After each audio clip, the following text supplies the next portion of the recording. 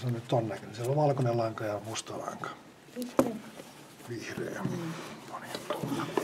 Tumma. Se on nyt tässä lähtien tumma. Taasko se jää jonnekin kiinni? Nyt mä käytän sydämenä ihan pergamentti. Mä olisin voinut käyttää tässä kaikkea muutakin vaihtoehtoja. Tää on hiukan pidempi kuin tää selkä, siis leveämpi.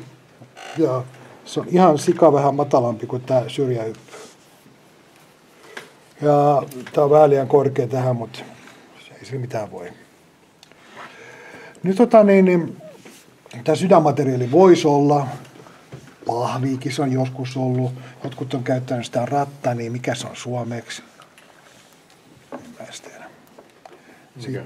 Rattan. Malesiassa ne piiskaa ihmisen sen. Rottinki. Ja sitten jotain puujuuria. Sitten voidaan pergamentti oli yksi kissan suoli, eli katkutti oli joskus yksi sellainen kapinainen sydämenaihe. Sitten tai siis aines. Ja sitä aika useasti käytetään. Ranskassa käytetään, niillä on semmoinen kuin batonet. Ja se on semmoinen paperirulla, mikä on liimattu ja se ihan ohkainen paperi. Sitten niin kuin tikkokaramelli oli ennen vanhaa. Joo. Okay. Se on vaan semmoinen, että se murtuu kyllä, kun sitä tarpeeksi vääntää.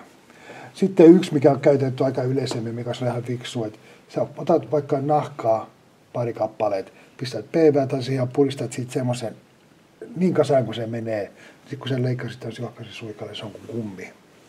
Me ollaan käytetty pyöreätä nahkanautaa. Se on ihan hyväkin joskus, joo, se on ei se mikään ongelma. Nyt mä avasin lenksua, eli kun mä menin täältä 2 kertaa läpi täältä ulomasta vihosta, niin tuli tänne lenksu, mä avaan sen lenksu, pistän tämän tänne ja kiristän sen tohon ja katsoin, että se tulee tuolta suoraan. Että se riittää, että se on suunnilleen ton näköinen. Ja tää sydän tulee tähän syrjän päälle, ei sinne selän puolelle. Ja se täytyy hiukan varovasti katsoa, että se ei mene niin kuin kaadu eikä muuta vastaavaa. Nyt kun mä oon tullut tuolta selästä läpi ja se on siinä kiinni ensimmäisen kerran, mä otan tästä vierestä ja pistän tuonne eteen lepäämään. Mä käytän näitä omia termejä. Ja kuten sanottu, niin tässä kirjassa kaikkea mua lopetan toistapäin. Mä tykkään tehdä töitä tässä lähellä niin, että mä näen ja sitten mun kädet ei ole tuolla hevon kuusessa. Nyt mulla on tää valkoinen täällä. Tämän valkoisen kanssa, mä käytän nyt termejä musta ja valkoinen. Niin mä teen kunniakierroksen. Eli se tarkoittaa sitä, että mä menen tästä tämän vihreän yli ja menen tuolta sydämen alta ja kiristän se tuohon nätisti. Ja tää on se varsinainen kunniakierros. Mä kierrän sen niin kuin kaulahuivin kanssa tuosta ympäri. Et ensin, kun tää valkoinen tulee tämän mustan yli ja musta sen valkoisen yli, niin sen nimi on helmi eli piidi. Ja tämä ensimmäinen piidis tulee heikko, jolle ei tee tätä kunniakierros. Plus tämä pysyy paremmin paikalla, kun tämä tekee näin.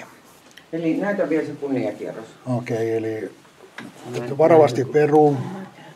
Eli nyt katso, kun se tulee tuolta sisältä valkoinen lanka tuolta välistä. Missä on se solmu? Mä menen tuon vihreä yli ja tonne alle. Ja ensinnäkin kiristän tuohon nätisti. Katson, että tuo vihreä on tiukalla. Noin. Ja nyt tuolta noin ympäri. Ja nyt mulla on se kunniakierros tehty. Nyt mä menen tosta nätisti tähän viereen. Onneksi tää tulee video. Ja teen tuohon yhden tyhjän lenksuun. Mä teen nyt semmoista perinteistä 2 ja 2. Sitten kun te tiedätte, mitä te teette, niin te voitte sitä hiukan varioida. Mutta sitten kun tiedätte, mitä teette. Nyt mulla on siinä 1, eli mä kiersin sen sydämen noin. Otan tää vihreän pois täältä edestä haisemasta. Ja pistän ton tuohon viereen ja tuonne eteen lepäämään. Nyt mulla on siinä valkoinen, 2 vihreitä ja 2 valkoista. 2 ja 2, kun sen muistatte. Teit sä vaan niin kuin lenkin siitä ja sitten toisen lenkin? Joo. Nyt mä teen vihreällä. Mä menen taas tästä yli, että tulee tää helmi tähän. Kiristän ja katsoin, että se helmi menee tonne sisäkulmaan. Nyt mä teen ensimmäisen tie-downin. Eli alassidonna. Mulla on sormustin. Näytä mulle pikkasen, näytä vielä, että miten sä teet sen helmen. Mä vaan tulin sen valkoisen yli. Okei. Se tulee tässä monta kertaa, ettei se sikiä.